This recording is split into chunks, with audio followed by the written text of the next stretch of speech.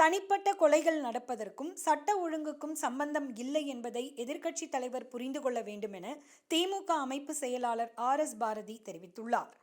எதிர்க்கட்சித் தலைவர் எடப்பாடி பழனிசாமி தனது எக்ஸ் தள பக்கத்தில் வெளியிட்ட அறிக்கைக்கு பதிலளிக்கும் விதமாக சென்னை தேனாம்பேட்டையில் உள்ள அண்ணா அறிவாலயத்தில் திமுக அமைப்பு செயலாளர் RS பாரதி செய்தியாளர்களை சந்தித்தார். அப்போது கள்ளக்குறிச்சி விவகாரம் தொடர்பாக சென்னை உயர்நீதிமன்றம் பிறப்பித்த உத்தரவு குறித்து எடப்பாடி பழனிசாமி அறிக்கை வெளியிட்டுள்ளார்.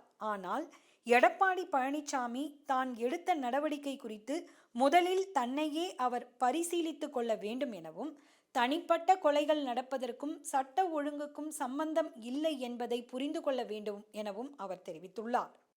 இவ்வளவு பேசுகிற பழனிசாமி நேற்றைய தினம் உத்தரவை எதிர்த்து உச்சநீதிமன்றத்திற்கு தமிழக அரசு ஸ்டாலின் போகக்கூடாது என்று மனசாட்சி அடகு வைத்துவிட்டு நேற்றைய தினம் அவர் அறிக்கை விட்டிருக்கிறார். அவர்தான் முதலிலே உச்சநீதிமன்றத்தை நாடி அவர் மீது CBI வழக்கு நடத்த வேண்டும் என்று சென்னை உயர்நீதிமன்றம் பிறப்பித்த உத்தரவை எதிர்த்து வழக்கு தொடர்ந்து தடை பெற்றார். அந்த வழக்கு நடைபெற்றது 2021 விசாரணைக்கு வருகிற போது திராவிட முன்னேற்ற கழகத்தின் சார்பில் அந்த வழக்கை தொடர்ந்த நானே CBI விசாரணை தேவையில்லை என்று எடப்பாடி கேட்டதற்கு ஆட்சேபனை இல்லை என்று நாம் சொன்னோம்.